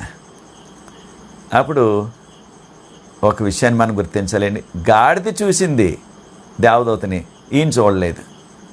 చూచారా? అయితే ఈ లోకంలో జరుగుతున్న విషయాలు, ఈ కడవరి కాలంలో జరుగుతున్న విషయాలు మనం గుర్తిస్తున్నామా, గమనిస్తున్నామా ప్రియ దేవుని బిడ్డలారా? లేకపోతే ఆయన ఉద్దేశం అంతా ఏంటి, రాజుగారి దగ్గరికి వెళ్ళిపోదాం, రాజుగారు నాకు పెద్ద పెద్ద ఆహ్వానం ఇచ్చేస్తాడు, పెద్ద సన్మానం చేసేస్తాడు, తర్వాత రాజుగారు మంచి విలువైన బహుమతులు ఇచ్చేస్తాడు నాకు. ఈ డబ్బు మీదే, లేదా రాజుగారు ఏదో పదవి ఇచ్చేస్తాడు, ఆ పదవి పిచ్చి పెట్టేసింది చాలామందికి. ఇదే సమస్య వచ్చేసింది కడవరి కాలంలో. పదవి, డబ్బు, లేకపోతే ఆ యొక్క సన్మానాలు, వీటి కొరకే చూసుకుంటున్నారు చాలామంది. ప్రియ దేవుని బిడ్డలారా, చాలా విచారం ఏంటంటే దేవుని సేవకులు కూడా వీటికే ప్రోకలాడుతున్నారు. ఈయన ప్రవక్త, దేవుని సేవకుడిగా ఉండవలసింది. అయితే సేవ కంటే ఎక్కువ ప్రాధాన్యత రాజుగారు ఇచ్చే ఆ సన్మానం, రాజుగారు ఇచ్చే బహుమతులు, రాజుగారు ఏదో పదవిస్తారు, ఇదే మనసులో పెట్టుకున్నాడు. నీవు కూడా అటువంటి ఆలోచిస్తున్నావు ప్రియ దేవుని బిడ్డలారా? ప్రభు త్వరగా వచ్చేస్తున్నారు, భయంకరమైన సంఘటనలు జరుగుతున్నాయి. గాడిద గుర్తించింది రాబోయే ప్రమాదాన్ని, మనిషి గుర్తించలేదు. రాబోయే ప్రమాదాన్ని గుర్తిస్తున్నావా? మన చుట్టూ ఉన్న ప్రమాదాన్ని గుర్తించి మనం పశ్చాత్తాపడుతున్నామా? ఈ విషయాన్ని మనం జ్ఞాపం చేసుకోవాలి ప్రియ దేవుని బిడ్డలారా. ఎప్పుడైతే దేవుడు ఈ యొక్క బిలాము కన్నులు తెరిచారో, దేవదూత ఖడ్గంతో నిలబడటం చూశారు రోడ్డు మీద, ఆ యొక్క మలుపులో, టర్నింగ్లో, అంతే ఈయనకి ఇంకా వణుకొచ్చేసింది. నేల మీద పడిపోయి సాష్టాంగ పడ్డాడు. అప్పుడు వెళ్ళనా లేదా అని అడిగితే దేవదూత అన్నారు, వెళ్ళి కానీ నువ్వు శపించొద్దన్నారు. అప్పుడు లేచి వెళ్ళాడు. ప్రియ దేవుని బిడ్డలారా, ఈ డబ్బుల కొరకు లేకపోతే పదవుల కొరకు ప్రోకలాడొద్దు. ప్రభు త్వరగా వస్తున్నారు. ఎంతకాలం ఇవన్నీ కూడా, డబ్బులు పదవులు ఇవన్నీ కూడా అశాశ్వతం. ఈ డబ్బులు పదవులన్నీ కూడా పరలోకానికి అడ్డుబండలు అయిపోతున్నాయి, మనకి పరలోకం వెళ్లకుండా చేసేస్తున్నాయి. కారణం ఏంటంటే ఈ సంపాదించాలంటే ఆ పదవులు, ఆ డబ్బులన్నీ కూడా అక్రమ మార్గాలు, వక్ర మార్గాలు, అన్యాయంగా మనం సంపాదించాలి. ఏం చేసుకుంటాం, ఎక్కడ పట్టిపోతాం ఇవన్నీ కూడా. కొంతమంది ఇల్లు 2 ఏసి 3 ఏసి 4 ఏసి ఇల్లు కట్టేసుకుంటున్నారు, కట్టేసిన అపార్ట్మెంట్లు కొనేస్తున్నారు. ఏం చేసుకుంటాం వీటిని? త్వరలో ప్రభు వస్తారు, ఇవన్నీ కూడా నాశనం అయిపోతాయి. లేకపోతే ఏదో అక్రమ సంపాదన ఆ యొక్క బ్యాంకుల్లో పెట్టేస్తున్నారు, లేకపోతే బంగారాలు కొనేసుకుంటున్నారు. ఎక్కడ పట్టిపోతాం ఇవన్నీ కూడా? ఇవి మనకు రక్షణ ఇస్తాయా? మన యొక్క జీవితానికి శాశ్వతమా? కానే కాదు. దీనిని మనం గుర్తించాలి. వస్తున్న ప్రమాదాన్ని, చుట్టూ ఉన్న ప్రమాదాన్ని గాడిద గుర్తించిన ప్రమాదాన్ని మనిషి గుర్తించలేదు. అటువంటి స్థితిలో మనం ఉండకూడదు. ఆఖరికి వెళ్ళాడు. దేవదూత చెప్పారు కదా శపించొద్దని, వెళ్ళాడు.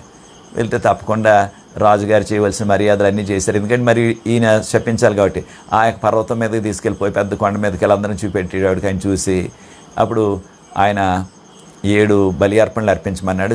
చేశారు. రాజుగారికి లోటే ఉంది, టకటక చేయించేశారు అంతానే.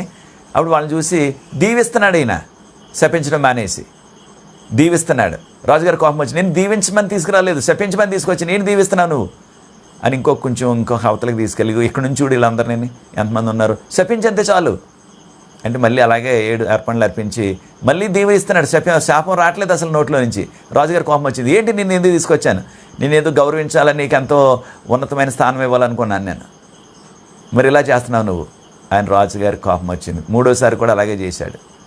రాజుగారు అన్నారు, పారిపో నువ్వు ఎక్కడి నుంచి, లేకపోయినట్లయితే నీ ప్రాణానికి నీకు దక్కవేక, నేను శపించమని తీసుకొచ్చి నువ్వేమో దీవిత్తనం ఏంటి వెళ్ళని అని రాజుగారు కోప్పడ్డారు.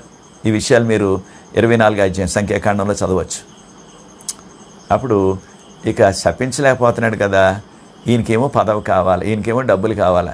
కనుక రాజుగారికి ఒక చెడ్డ సలహా ఇచ్చాడు. ఏంటి చెడ్డ సలహా అంటే, రాజా వీరందరూ శపించబడాలంటే ఒకటే ఒక పని, మీరు వెంటనే ఒక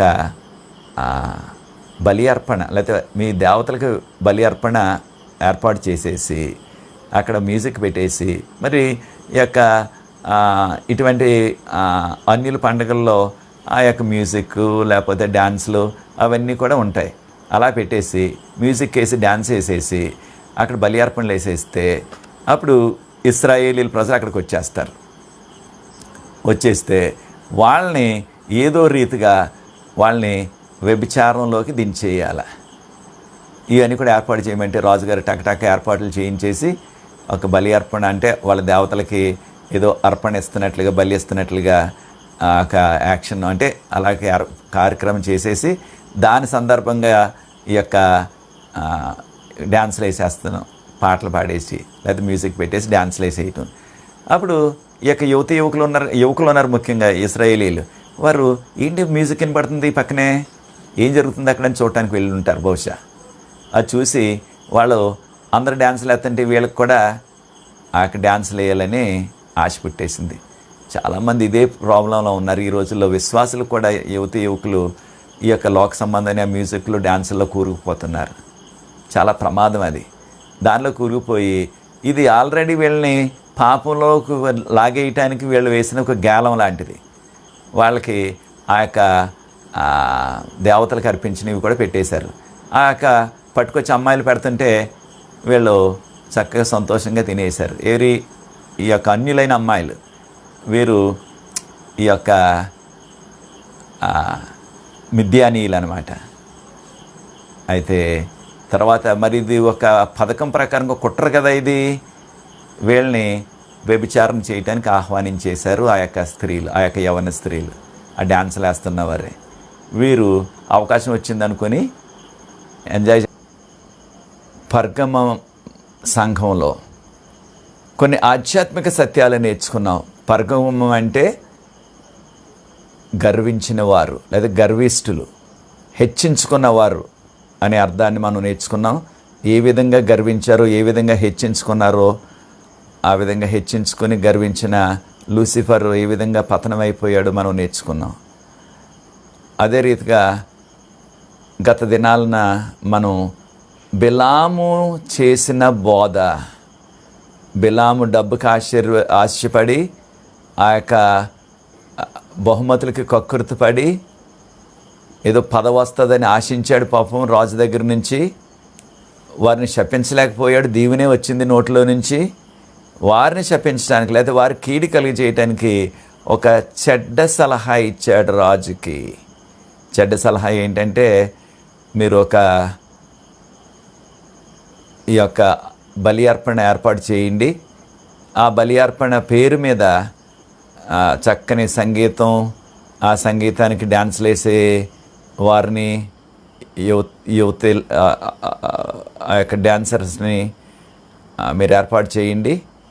దాన్ని ఆ మ్యూజిక్ విని డ్యాన్స్ చూసి చాలామంది ఇశ్రాయేలీలు వచ్చేస్తారు అక్కడికి, ముఖ్యంగా యువకులు. అప్పుడు వారికి ఈ యొక్క బలి అర్పణలు ఇచ్చిన ఆహారం వాళ్ళకి పెట్టేయండి.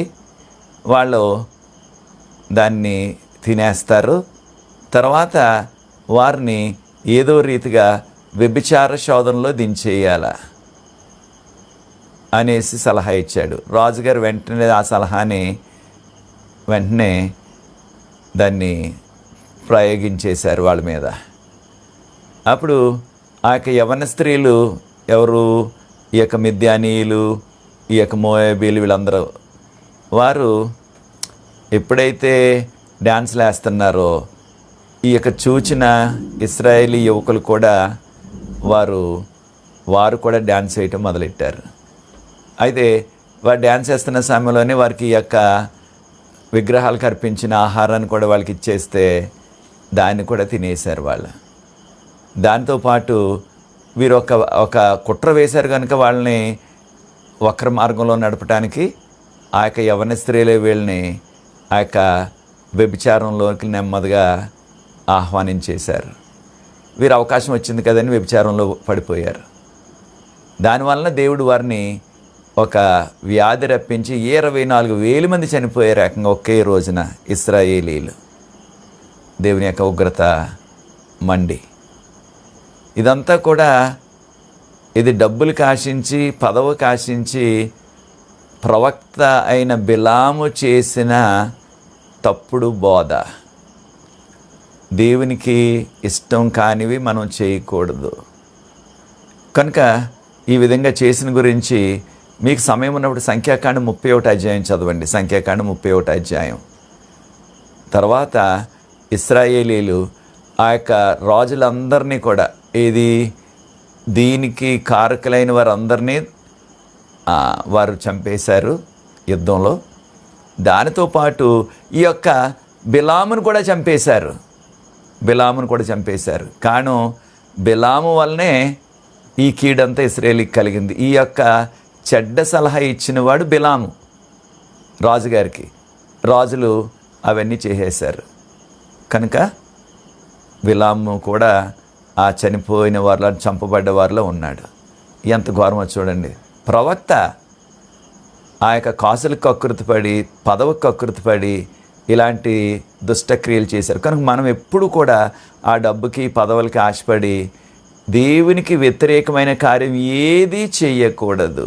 చేసినట్లయితే దేవుని శిక్ష నుంచి మనం తప్పించుకోలేం. ఈ విషయాన్ని మనం గుర్తించుకుంటున్నాం ఇది నాన్న. అయితే ఇది నాన్న ప్రభు మరొకటి చెప్పారు. అదేంటంటే ఒకసారి 15వ వచనం చూడండి. ఆ యొక్క ప్రకటన గ్రంథం 2:15వ వచనంలో, నీలో కొంతమంది నికోలతీయుల బోధలు నమ్మేవారు ఉన్నారు. అయితే నీవు వారిని అంగీకరించలేదు, మీరు వారిని నికోలతీయులను అంగీకరించలేదు. నేను కూడా ఆ నికోలతీయులను అసహించుకుంటున్నాను. ఎవరు నికోలతీయులు? నికోలతీయులు మనకి చరిత్ర చెప్పేది ఏంటంటే, వీరి గురించి మనం ఆ యొక్క మొదటి సంఘం ఎఫెసీ సంఘంలో కూడా కొద్దిగా నేర్చుకున్నాం. ఈ నికోలతీయులు అనే వారు క్రైస్తవులే, యేసుప్రభువుని నమ్ముకున్నారు, బాప్తిసం తీసుకున్నారు, ఆరాధనలు కూడా వెళ్ళేవారు. కానీ వీరు ఏం చెప్పేవారంటే, వీరి బోధలు ఏంటంటే, నీవు ఏదైనా తినేయచ్చు, ప్రభు నమ్ముకున్నావు, బాప్తిసం తీసుకున్నావు, ఆరాధనకి వెళ్తున్నావు, ఏదైనా తినేయచ్చు. అది తినకూడదు, ఇది తినకూడదు అని లేదు, ఏదైనా తినేయచ్చు. తర్వాత ఏదైనా త్రాగేయచ్చు. నీ శరీరం కోరుకున్న ఏ కోరికనైనా తీర్చేసుకోవచ్చు, వ్యభిచారంతో సహా. అది దేవుడు ఏం పట్టించుకోడు దేవుడు. మనం ఆయన నమ్ముకున్నాం, బాప్తిసం తీసుకున్నాం, ఆలయంకి వెళ్తున్నా చాలు అంతే. తక్కని మనం ఏం చేసినా సరే అది ఆయన పట్టించుకోడు. ఏదైనా సరే ప్రార్థన చేసుకుని తినేయి, ఏదైనా సరే ప్రార్థన చేసుకుని తాగేయి అని చెప్పేవారు, అలాంటి నమ్మేవారు. ప్రభు అంటున్నారు, అలాంటి వారిని నువ్వు ద్వేషించావు, వాళ్ళని ఒప్పుకోలేదు, నువ్వు తిరస్కరించావు అటువంటి నికోలతీయుల బోధల్ని. నేను కూడా వారిని అసహించుకుంటున్నాను. ఎవరిని? నికోలతీయుల్ని. కనుక ఈ కడవరి కాలంలో ఇటువంటి బోధలు చాలా పెచ్చిమీరిపోయాయి. ఏది? ప్రభు నమ్ముకుంటే చాలు, మనం ఏదైనా తినేయచ్చు, ప్రార్థన చేసుకుని ఏదైనా తినేయచ్చు, లేకపోయినట్లయితే ఏదైనా తాగేయచ్చు, ఏదైనా చూసేయచ్చు, ఏం చేసినా పర్లేదు అనేవారు చాలామంది రోజు రోజుకి పెరిగిపోతున్నారు ఈ కడవరి కాలంలో. ఇది నికోలతీయులని దేవుడు చెప్పారు. అలాంటి వారిని నేను అసహించుకుంటున్నాను. కారణం ఏంటి? ప్రభు మనకి ఖచ్చితంగా చెప్పారు, ఏది తినాలా, ఏది తినకూడదు, ఏది త్రాగాలా, ఏది త్రాగకూడదు అనే విషయాలు ప్రభు ముందుగానే మనకి వాక్యంలో వివరించేశారు. ఉదాహరణకు ఆ యొక్క 1 కొరింథీ 10:31 1 Corinthians chapter 10:31, నీవు తిననను త్రాగినను ఏమి చేసినను దేవుని మహిమ కొరకు చెయ్యండి అని ప్రభు చెప్పారు. ఉదాహరణకు ఎవరైనా ఆ యొక్క క్రైస్తవుడు, యేసు ప్రభు పేరు అంటే క్రైస్తవ పేరు పెట్టుకున్న వ్యక్తి త్రాగేసి ఆ యొక్క త్రాగిన మైకంలో రోడ్డు పక్కన పడిపోయాడు అనుకోండి, చూసిన వారందరూ ఏమంటారు? వీడు అక్కడ చర్చికి వెళ్తున్నాడు, వీడు క్రైస్తవుడు, వీడి పేరు పలానా, వీడు తాగేసి పడిపోయాడు చూడండి. దేవునికి మహిమ వస్తుందా, లేకపోతే దేవునికి అపకీర్తి వస్తుందా? ఆ విధంగా త్రాగి పడిపోతే అపకీర్తి వస్తుంది. త్రాగిన వాడికి ఆ మైకంలో ఏం తెలియదు కాబట్టి ఆ త్రాగినవాడు వచ్చి ఆ ఇంట్లో భార్యనో లేకపోతే పిల్లలను కొట్టేస్తున్నాడు అనుకోండి, ఆ చుట్టుపక్కల వారందరూ ఏమనుకుంటున్నారు? వీడు ఆలయానికి వెళ్తాడు, క్రైస్తవుడు పేరు పెట్టుకున్నాడు, వీడు తాగేసి ఇలాగా మొత్తం అంతా కూడా అల్లరి చేసేస్తున్నాడు, లేకపోతే ఇదంతా కూడా ఈ యొక్క కుటుంబాన్ని అందరిని, భార్యను కొట్టేస్తున్నాడు, ఇక్కడ శాంతి సమాధానం లేకుండా చేసేస్తున్నాడు, లేకపోతే కనపడిన వారు అందరి మీద కూడా దుర్భాషలాడేస్తున్నాడు, బూతులు తిట్టేస్తున్నాడు. దేవునికి మహిమ రావట్లేదు, దేవునికి అపకీర్తి వస్తుంది. కనుక త్రాగుబోతులు దేవుని రాజ్యానికి వారసులు కారు అని ప్రభు 1 కొరింథీ 6:10 1 కొరింథీ 6:10. కనుక మనం ఏది త్రాగినా జాగ్రత్తగా ఉండాలా. అంటే దేవునికి ఇష్టం కానివి, దేవునికి వ్యతిరేకమైనవి మనము త్రాగకూడదు ఈ కడవరి కాలంలో. కనుక చాలామంది ఏదైనా తాగేయచ్చు. ఇంకా త్రాగుబోతులకి ఏంటి? వారికి లైసెన్స్ అంటే వారికి స్వేచ్ఛ. ఏమనుకుంటున్నారు? తాగితే తప్పే ఉందండి. ఆ యొక్క పౌలు గారే చెప్పారు తిమోతికి, నువ్వు ద్రాక్షారసం త్రాగమని. అయితే పౌలు గారు చెప్పిందా? ఏ ద్రాక్షారసం త్రాగమన్నారు? పులిసిన ద్రాక్షారసమా, పులియని ద్రాక్షారసమా అన్నది వాళ్ళు పట్టించుకోవట్లేదు. అయితే దేవుని వాక్యం ఎంతో వివరంగా చెప్తుంది. అంటే త్రాగేవారు లేకపోతే ఇలాంటి తినేవారు కూడా వారు ఏదో సాకు కొన్నిసార్లు బైబిల్లో నుంచి చూపించి ఇంకో పలానా చోట ఇలా జరిగింది, నేను చేస్తే తప్పేంటి. కొన్నిసార్లు ఏమంటున్నారు, నేను ఎవరిని తిట్టట్లేదు, ఎవరిని కొట్టట్లేదు, పడుకోకముందు కాస్త తాగుతున్నాను బాగా నిద్ర పడుతుందని అనేవాళ్ళు ఉంటున్నారు. దేవుని వాక్యం అంటుంది త్రాగుబోతులు దేవుని రాజ్యానికి వారసులు కాదు, మనం దానికి దూరంగా ఉండాలి. కనుక అదే రీతిగా మనము ఏది తినాలా ఏది తినకూడదో ప్రభు మనకు వివరంగా చెప్పారు. ఉదాహరణకు లేవీకాండం 11 అధ్యాయాలు మీరు సమయం ఉన్నప్పుడు చదవండి. ఏ జంతువుని తినవచ్చు, ఏ జంతువుని తినకూడదు. ఒకవేళ మీరు మాంసాహారి అయితే ఏ చేపను తినవచ్చు, ఏ చేపను తినకూడదు, ఏ పక్షులు తినవచ్చు, ఏ పక్షులు తినకూడదు. ఆ వివరాలన్నీ దానిలో ఉన్నాయి. అయితే కొంతమంది ఏం చేస్తున్నారు, కొన్ని రకాల మాంసాలకు అలవాటు పడి, ఉదాహరణకు కొంతమందికి పంది మాంసం అంటే చాలా ఇష్టంగా తింటున్నారు. అయితే వారు దాన్ని విడిచిపెట్టేలాగా ఏమంటున్నారు, ఇది మనకు కాదండి, ఇది ఆ యూదులకి, ఇది క్రైస్తవులు, మనకు కాదు. ఈ యొక్క సిద్ధాంతాలన్నీ కూడా ఆ మోషే ధర్మశాస్త్రం అదంతా కూడా యూదులకి, మనకు కాదు అనేసి దాన్ని కొట్టేసి, ఎందుకంటే వీళ్ళు తినే ఆ యొక్క ఆహారం అలవాట్లు విడిచిపెట్టలేకపోతున్నారు. లేకపోతున్నట్లయితే ఇంకా కొంతమంది ఏం చేస్తున్నారు, వారు యొక్క పచ్చి రొయ్యలకి అలవాటు పడిపోయారు, రొయ్యలు తినడానికి. అయితే దేవుడు ఏం చెప్పారు, నీటిలో ఉండేది ఏదైనా సరే పొలుసు ఉంటేనే తినని, లేకపోతే తినొద్దన్నారు. రొయ్యలకు పొలుసు ఉండదు, మీకు అందరికీ తెలుసు. అయితే అది చాలా ఇష్టకరంగా తింటున్నారు. అయితే బజార్లో కూడా చాలా ఖరీదు అంటున్నారు దాన్ని. దేవుడు ఈ యొక్క అపవిత్రమైన జంతువులు ఆయన, లేదా అపవిత్రమైన పక్షులు, అపవిత్రమైన జలచరాలు దీన్ని తినొద్దన్నారు. అయితే దేవుడు తినొద్దన్నారు కాబట్టి మనం మానేసాం. అయితే దానిలో ఏమైతే లోపాలు ఉన్నాయో, ఏమైతే తేడాలు ఉన్నాయో అన్నది మనకు తెలియదు, దేవునికి తెలుసు. అవి తింటే ఏమి అనారోగ్యాలు వస్తాయో మనకని. ఉదాహరణకు దేవుడు ఆ యొక్క గబ్బలాన్ని కూడా తినొద్దని చెప్పేశారు.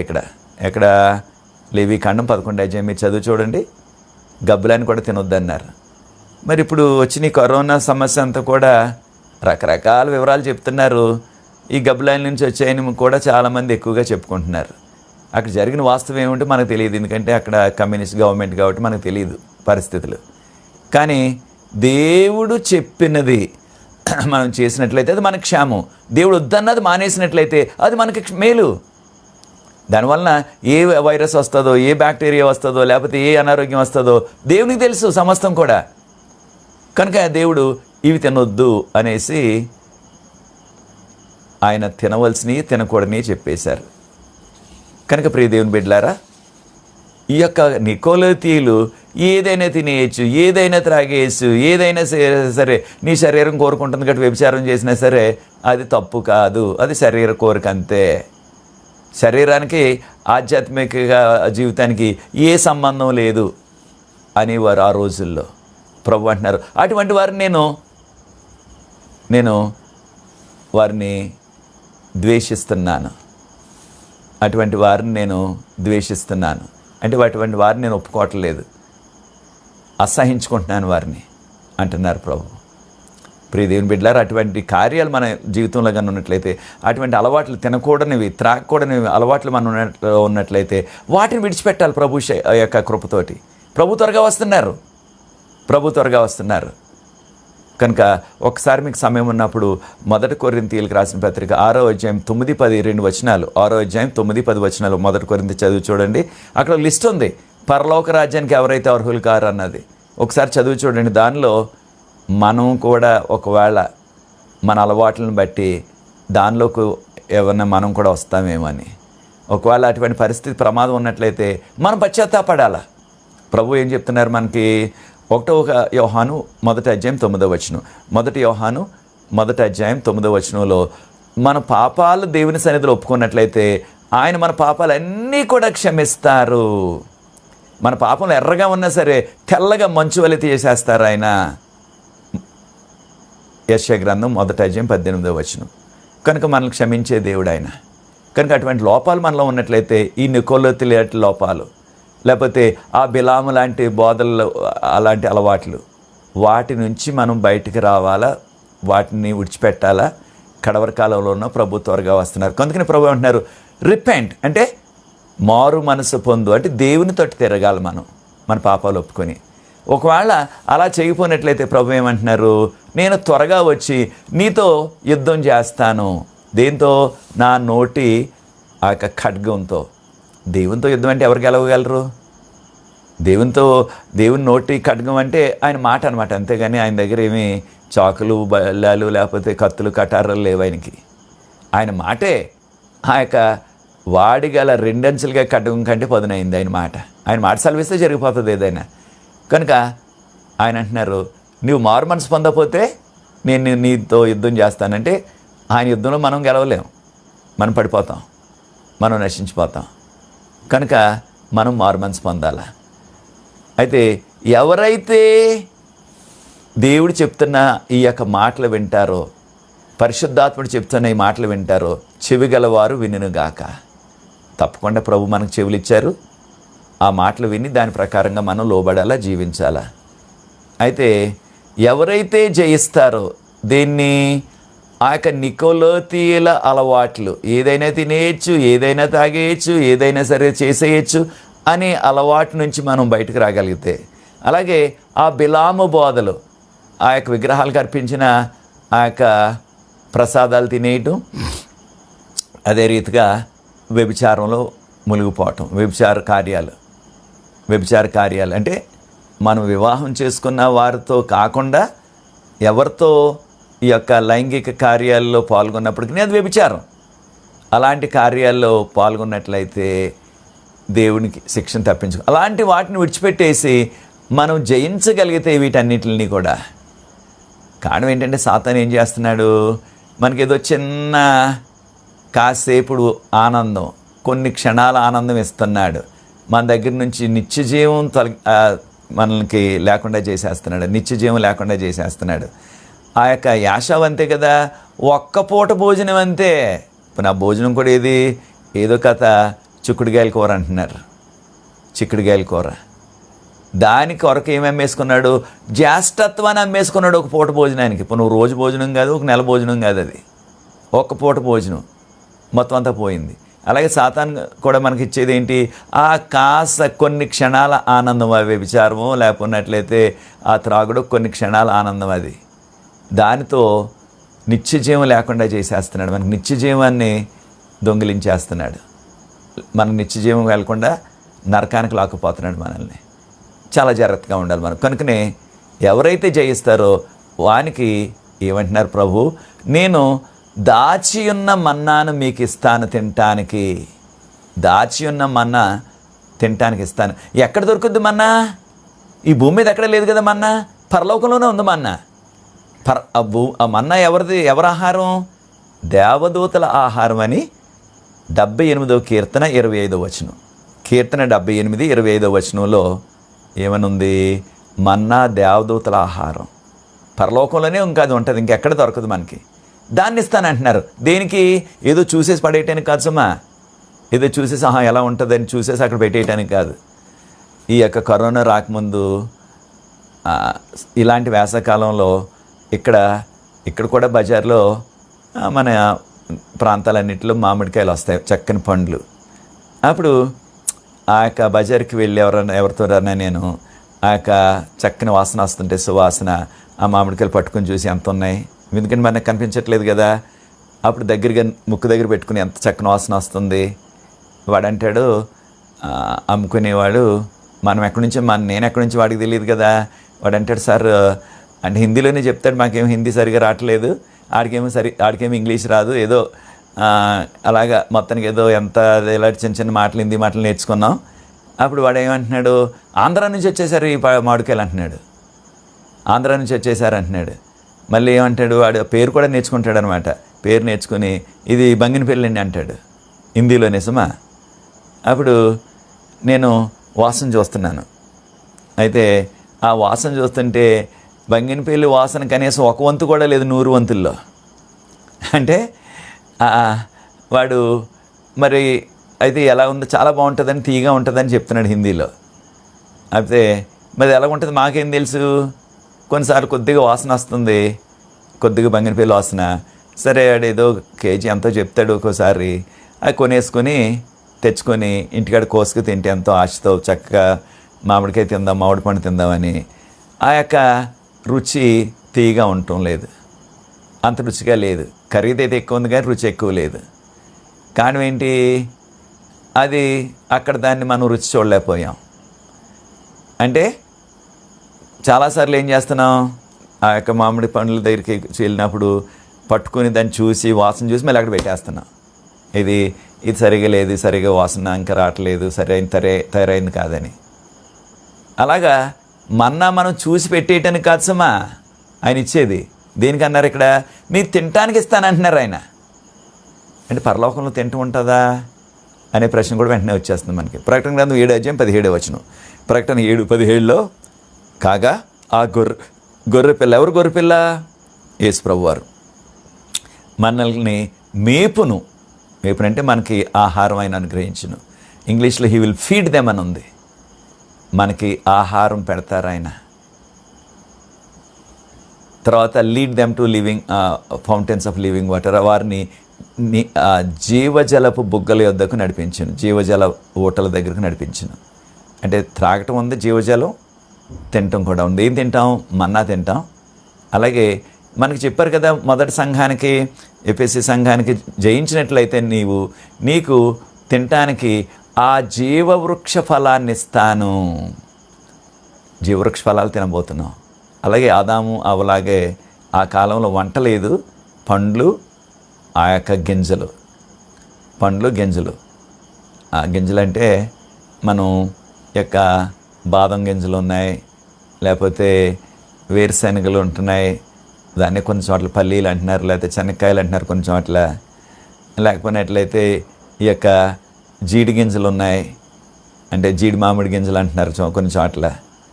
రకరకాలు లేకపోయినట్లయితే ఈ రోజుల్లో ఆ యొక్క బాదం పప్పు, లేకపోయినట్లయితే ఈ యొక్క పిస్తా అని రకరకాల గింజలు అందుబాటులోకి వచ్చాయి మనకి. ఇప్పటి నుంచే ఉన్నాయి, వాటి మనం ఎక్కువ పట్టించుకోవట్లేదు. అయితే ప్రభు ఏమంటున్నారు?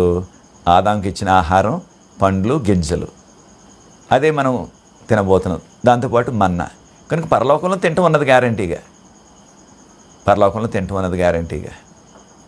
దాంతోపాటు ప్రభు ఏమంటున్నారు? నేను ఆ జయించే వ్యక్తికి తెల్లని రాయి ఇస్తాను. తెల్లని రాయి ఏంటి? దేనికి సాదృశ్యం తెల్లని రాయి అంటే? ఆ రోజుల్లో ఎవరికైనా కేసు వచ్చి కోర్టుకు వెళ్ళారనుకోండి, కేసు మీద మీద కేసు పెట్టారనుకోండి, కోర్టుకు వెళ్తే మరి ఆ కోర్టులో ఆ యొక్క లాయర్ ఉంటాడు, వకీలు ఉంటాడు, రకరకాల వాదనలు జరుగుతాయి. అదైన తర్వాత అప్పుడు జడ్జి గారు తీర్పిస్తారు. ఆ యొక్క తీర్పిచ్చేటప్పుడు ఏం చేసేవారంటే జడ్జి గారు, ఆయన తెల్లరాయి పట్టుకొచ్చి ఆ యొక్క కేసు ఉన్న వ్యక్తికి చేతికి ఇచ్చారంటే తెల్లని రాయి. దానికి అర్థం ఏంటంటే, నీ కేసు అంతా కూడా కొట్టేశాను, నీవు ఈ కేసులో ముద్దాయివు కాదు, నీకేమి నేరం లేదు, ఈ కేసుతో నీకు సంబంధం లేదు, నీవు నేరస్తుడు కాదు, నీ కేసు అంతా కూడా కొట్టేశాను అని చెప్పే వర్తమానం తెల్లని రాయి ఇవ్వటం. తెల్లని రాయి. ఎప్పుడైతే తెల్లని రాయి పట్టుకొస్తున్నారో జడ్జి గారు, ఆ వ్యక్తి ఇంకా సంతోషంతో చిరునవ్వు వచ్చేస్తుంది, ఆనందం వచ్చేస్తుంది. అయితే ఒకవేళ ఆ కేసులో శిక్ష పడుతుంది అనుకోండి, ఆ జడ్జి గారు ఏం చేసేవారంట? నల్లని రాయి ఇచ్చేవారంట. ఈ పట్టణంలో నల్లని రాయి. ఎప్పుడైతే నల్లని రాయి పట్టుకొస్తున్నాడో ఆయన, వీడికి ఇంకా గుండెలు దడొచ్చేసి ఏ శిక్ష పడిపోద్దు, మరణ శిక్ష పడిపోద్దేమో అని భయపడిపోయి దుఃఖించేవాడు అనమాట. ఇక్కడ ఏంటంటే తెల్లని రాయి ఇస్తాను. మన పాపాలు రక్తం వల్ల ఎర్రగా ఉన్నప్పటికీ అవి మంచు వల్లే తెల్లగా చేస్తానన్నారు యెషయా 1:18. కనుక తెల్లని రాయి ఇస్తాను నీకు. అంటే నీ పాపాలన్నీ క్షమించబడ్డాయి, నువ్వు ఇక పాపివి కాదు.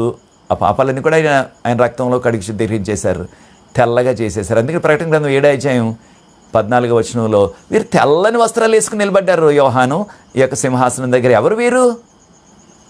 వారు గొర్రెపిల్ల రక్తంలో వారు వస్త్రాలను ఉతుక్కుని తెల్లగా చేసుకున్నారు. కనుక తెల్లని రాయి పరిశుద్ధతకు సాదృశ్యం. తెల్లని రాయి పాపాలన్నీ కూడా, అంటే ఇంకే కేసు లేదు నీకు, మన పాపాలన్నీ క్షమించబడ్డాయి. తెల్లని రాయి. దానిలో మరలా ఏమన్నారు ప్రభు? నీకు ఒక క్రొత్త పేరును రాసిస్తాను, ఇంక నీకు తప్ప ఇంకెవరికి తెలియదు. అది క్రొత్త పేరు.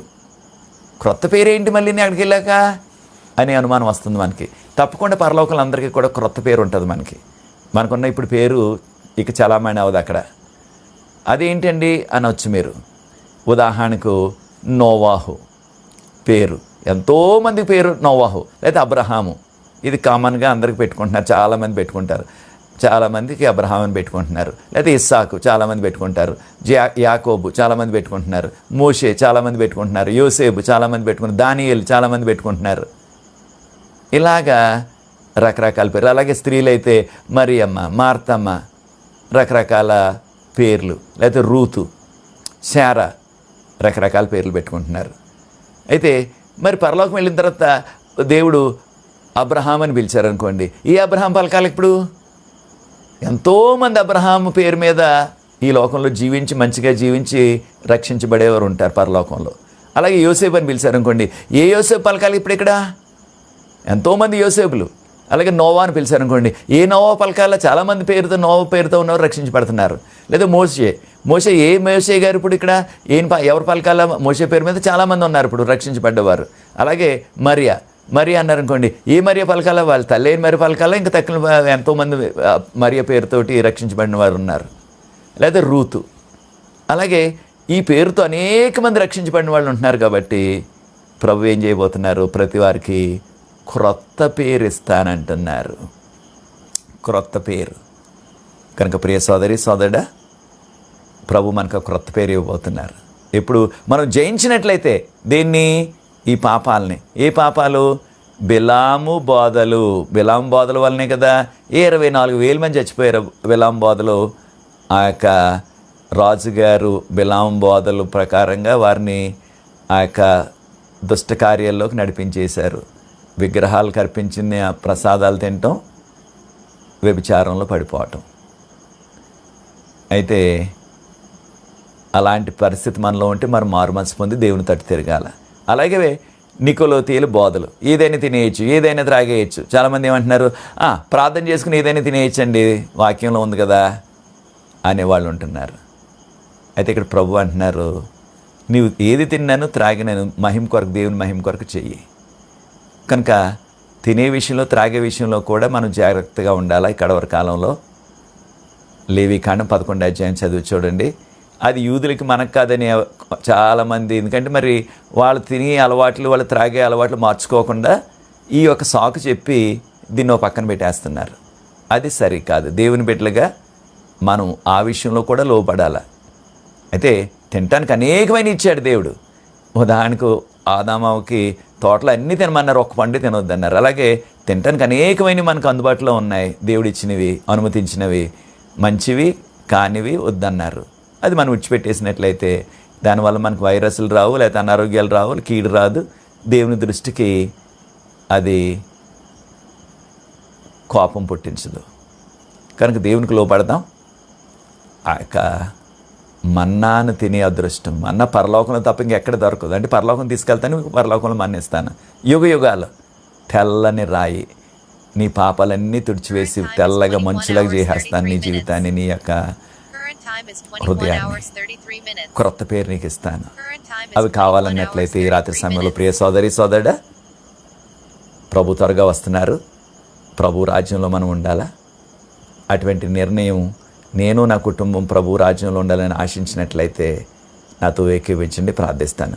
పరిశుద్ధ ప్రేమ గల మా తండ్రి, రాత్రి సమయంలో మాతో మాట్లాడారు, వందనాలు చెల్లిస్తున్నాం. ప్రభువా, మీరే మీ కృపను మాకు అనుగ్రహించి ఆయన మీకు ఇష్టం కానిది ఏది కూడా మేము తినకుండా, మీరు వద్దన్నది ఏది మేము తినకుండా, మీరు వద్దన్నది ఏది మేము త్రాగకుండా, మీరు వద్దన్న కార్యాలు ఏమీ మేము చేయకుండా, మీకు ఇష్టం లేని ఏది మేము చూడకుండా, అటువంటి కార్యక్రమాలు మీకు మహిమకరమైన కుమారులుగా కుమార్తెలుగా జీవించే ధన్యత ఈ కడవరి కాలంలో మాకు దయచేయమని, దాని ద్వారా మీ రాజ్యంలో మేము ఎత్తబడి యుగయుగాలు మీతో ఉంటూ ఆ మన్నాన్ని తింటూ ఆ జీవవృక్ష ఫలాన్ని మేము తింటూ ఆయన మీకు ఇష్టలుగా జీవించే కృప దయచేయమని, వాక్యాన్ని వీక్షిస్తున్న ప్రతి వ్యక్తిని, వారి కుటుంబాన్ని ఆశీర్వదించి నీ యొక్క భద్రత వరకు అనుగ్రహించి నాయన వారి అవసరాలన్నీ తీరుస్తూ మీ మహిమ కొరకు నిలబెట్టమని, మీకు సాక్షులుగా జీవించేయమని ఈ రాత్రి సమయంలో సుఖనిద్ర మాకు అందరికీ అనుగ్రహించి మరొక నూతన దినాన్ని మరలా మేము లేచి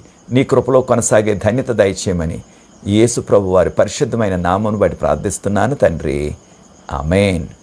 ప్రియ సోదరి సోదరులారా, ప్రభు మిమ్మల్ని ప్రత్యేకంగా దీవించుగాక.